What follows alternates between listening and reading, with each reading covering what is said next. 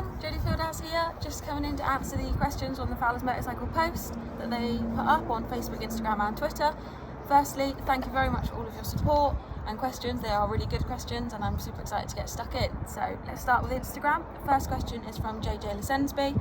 He said, when are you going to Fowlers? I'll be there when it's opened. Obviously with everything going on at the minute, things are a little bit difficult, so places like Fowlers aren't open and there's no social gathering, so they can't do one of their bike nights. But I'm sure as soon as the bike nights are open again, they'll give us a message and we'll come on down, providing it obviously goes in with the race schedule, which is hopefully soon to come back out again as well. Fingers crossed everything goes back to normal soon, and that's something that we can do. So as soon as they let me know, I'll let you know, and then we'll see what we can do. Next one's from Glen Rowe Images. He says, who would you describe as your main rival when racing?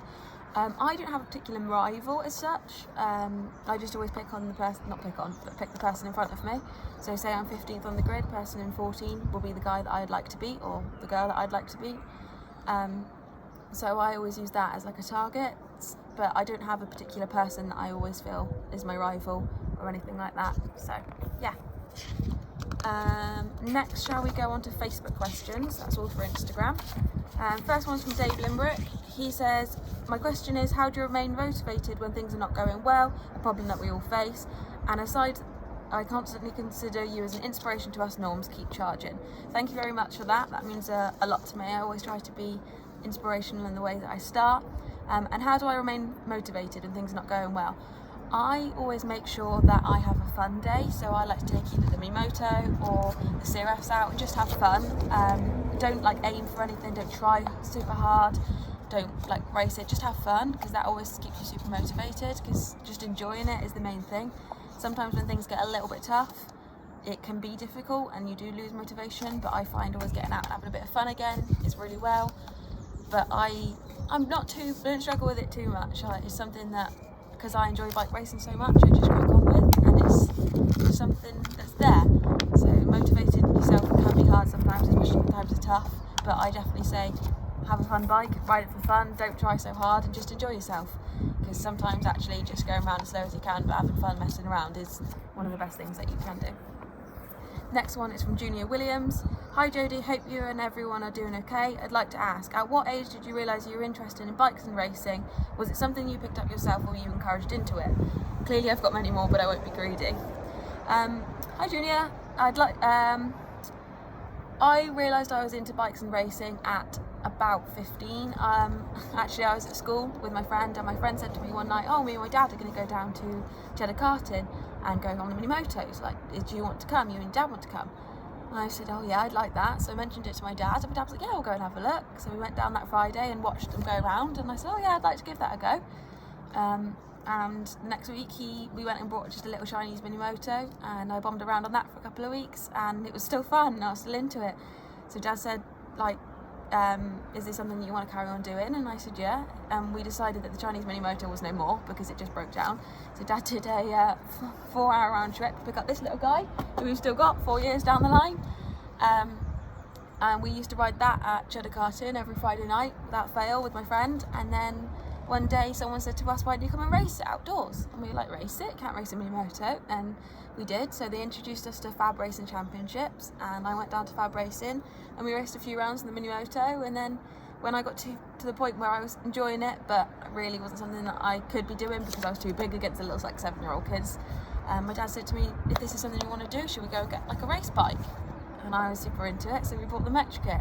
And then after the Metro kit, the same problem again, so we bought the Aprilia, so we've just gone up every single year since, and we've really enjoyed it. As far as it's something I picked up myself, it was definitely something I picked up myself. No one ever pushed me into it, no one ever encouraged me into it.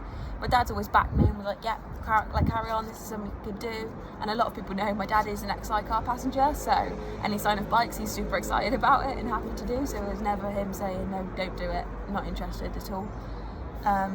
But he loves it as well, just as much. So yes, he did encourage me into it, but he never pushed me into it, and he's always backed me all the way through, and my mum has as well. They've always been super happy to do something for me. So that's how we started, and that's how we knew we were into it. I was about 15, and this little guy is the one that brought it all alive, and I think she will still be sat in my living room in my house when I'm 95, to be honest, because I will never part with her. Next question is from Dexter Watson. Jodie, what's it like being a female rider in the paddock and being an inspiration to young girls who have always thought it'd be good to do? P.S. My 5-year-old daughter loves your pink motorbike and thinks it's just the coolest, and she can't wait until she's a little bit bigger to get on her quad. Bless her. That's super exciting. Hope make sure when she gets out on her quad, you send me some pictures so I can see.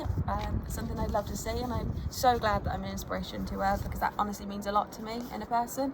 I love to see the new younger ones coming up, because when I started racing as a girl, there wasn't many of us around, and now there's a lot of younger ones coming through, and that is lovely and nice to see. So yeah, make sure you send me some pictures. As for the what's it like being a female rider in the paddock, I find now BSB's fine. We have had some tough times where sometimes they don't push you out, but kind of individualise you a little bit and make you a little bit different. But as time's gone on, you've got used to it. There's more of us around now, and everyone treats us the same, and it's no different. Sometimes you'll get the odd one that's got a grudge or doesn't want to be beat because you are a girl, but it never happens for long, and it's something that is just so normal now. So we're very accepted for who we are. I don't think anyone looks at us as a girl or a boy. We're all the same. And yeah, it's super exciting now. Next question, I'm sorry if I pronounced your name wrong, from Andrade, sorry if I pronounced wrong. Dear Jodie, thank you for being such an inspiration to our entire generation of bikers. Thank you very much, that means a lot to me. Question, what is your way to remain calm when you're on the track, and what would be the best way to encourage more women to join the world of racing? The way I remain calm is actually really funny. So as everyone knows, all my bikes are named. So we have the Moto 3 was George and Gerald, we had 2 of them. This little girl behind me is called Matilda. They all have names. So I always have a little chat with my bike on the way around. So on the out lap I'll have a little pep talk with him, and then on the way in I have a little chat, and I think that's how I remain calm. I just kind of make it the same thing. I've never really struggled with nerves or anything. I get a little bit nervous on the grid as I pull away, but once I'm out there it doesn't bother me. So I think I just having that space and knowing it's something I enjoy, and then having a little chat with the bike keeps me calm, and then it's just super motivated to what I do as well. So but definitely naming all my bikes and having a chat with them is probably the way I stay calm. But I always love to say to little George when we come back in on the Moto 3, well done on the way in the pit lane. And what would be the best way to encourage more women to join the world of racing? A lot of women think that actually it's something that they can't do because there's not many people out there that can do it. So definitely just show them it, take them on track days, tell them they can do it too. And I think there's a lot of women out there that actually would like to race and simply don't have the budget or don't have the confidence, but they have the speed. So I think it will come as time comes and there's more females out there. But definitely just encourage them to do it, encourage them to track day, tell them to have a go at racing. There's some lovely girls out there as well that all of us will talk to you, any of our pages. You send us a message, we'll happily help you as well with things that we can help with. The next one is from Chris Starman. Hi Jodie, having the female version of Barry Sheen. If you were offered a place in any team in MotoGP, which team would you race for? Plus, see you at Mallory Park soon. Thanks Chris. We'll see you at Mallory Park soon, hopefully when things go back to normal. And thank you for that nice comment about having the female of Barry Sheen. If I was offered a place in any MotoGP team, what would you take? I'd take any at the moment. Being in a MotoGP, I think is most races' absolute dream. And definitely to be a female to be picked up on a MotoGP team, it'd be amazing.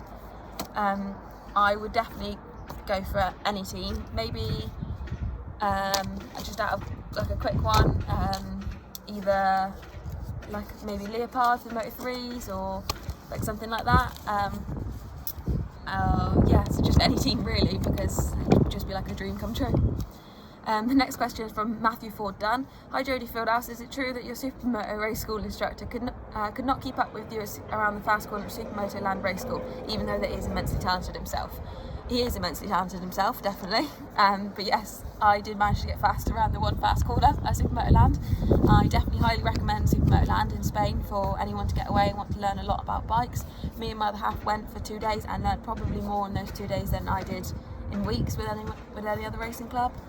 They were super good, really welcoming, super homey, and the track time was amazing and the bikes were awesome too. So yes, it is true, but he is still faster than me around slow corners. The next question is from JJ Lesensby. Will you become like Anna Carrasco, become the first woman to win on a BSB championship? How would you feel? I'd love that. That'd be a dream. Obviously Anna Carrasco is a completely different level to me at the moment, but it is something that I would always love to work for. How would I feel? I think I would probably melt, because there's no words to explain how I'd feel. It'd be completely like overwhelmed with happiness and exciting and just everything like that, really, because it would be like a dream come true. So I'd feel super happy and super proud. And the next question is from Nigel Mayers. What is your favourite track to race at? So favourite track to ride at probably be Mallory Park. Favourite BSB track on the calendar is probably Thruxton. Other circuits that I enjoy are Pembury and Aston. I enjoy Knockhill, but yeah, definitely all-time favourite is Mallory, all-time BSB is Thruxton. Next question is from Twitter. This is the last question now. Did Jodie get as much pre-season testing as she'd have liked, and did she feel like she got the hang of the step up to the GP2 bike in time? Was there one aspect of greater weight, power and speed and different technique that was harder to learn than the others? So this is a bit of a difficult one. We had planned to get a lot of testing in on the GP2. Unfortunately, things didn't go to plan. We planned on taking the Moto2 to Mallory Park to test it just before we took it to Spain, because it had a lot of work. Unfortunately, I had a big off. We were just pottering around. I wasn't going anywhere near as fast as I normally would because it was horrific weather, and we just agreed that we were going to do the first 3-4 sessions just to make sure the bike was running right and everything felt happy. And unfortunately, a gust of wind caught me and I went over on the crest, and it did make a mess of the bike. We didn't think we'd make it out to Spain after that, but my dad and Amy and everyone stuck in, and we spent hours trying to make sure everything was okay and sorting it all out. Managed to get it in the back of the van to go to Spain. We've had it running since, and it all sounded fine. And then we got all the way up to Spain at Jerez and went to go and bump start it, and it wouldn't start, and we were a bit like, oh, it's a bit weird. Finally found a broken wire, thought that'd be it. No, it wasn't that it. Carried on going, finally got it to start in the end, and the engine didn't sound right, and when we got it apart, it looked at it again, it found that a collet had broken up in one of the valves and dropped a valve in cylinder 3. So I had 3 days at Jerez that were meant for the Moto2 that I unfortunately couldn't ride at. We did everything we could to look for heads and barrels and engines and everything, and just nothing seemed to be within arm's reach that we could get hold of. Obviously had some amazing shares from all of the guys on Facebook and Twitter and everything, and we did find a few, just nothing that we could get at Jerez. So luckily someone did loan me a ZX6R, which we rented out for the 2 other days at Jerez, so I did get some 600 time in, but still not planned. And then the plan from Jerez was that we were going to have 7 days in between, where we were going to ride the CRF 150s and we did 2 days at Supermotorland. The 2 days at Supermotorland we did, and then we had a few days on the CRFs, and we had a day to chill. And we picked up another engine for the Moto2 while we were out there as well, because we knew we had 3 more days of an open pit lane booked to Calafat. And then we got to Calafat a couple of weeks later, put the engine in the first day. It didn't go right. There's lots of just little things wrong with it. Finally got it running again. We had no temperature gauge, we were a bit wary. Finally managed to get that somewhere where we could get it working so I could tell. Went out and got the last couple of sessions in on the last day. On the first day, sorry, and then got up the second day to think, well, I'll have a full day on it now, and the wind was horrendous. Couldn't ride anything, no one really went out. I went out on my other half spare R6 for a while. He did try to take the Moto2 out and come back in after 2 laps and said it was too much because it was too light in the wind, and I struggled with it, and we just didn't want to lose any confidence over something stupid like that.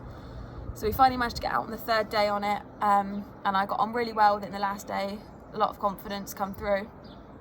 So we didn't get all the testing that we wanted, unfortunately, but it's just what it is. And the bike's had a lot of work over it over lockdown now, so it's perfect. It's like a brand new bike again now.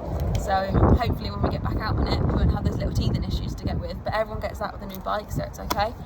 As for the one aspect of greater weight, power and speed and different technique, which one was harder to learn than the others, I'd probably say out of any of those is different riding style, and like the different like technique, because obviously I've been riding little bikes for the last 3 years, which are very much hold like your corner speed, whereas if I found the Moto2 is very much get into it as fast as you can and get out of it as fast as you can.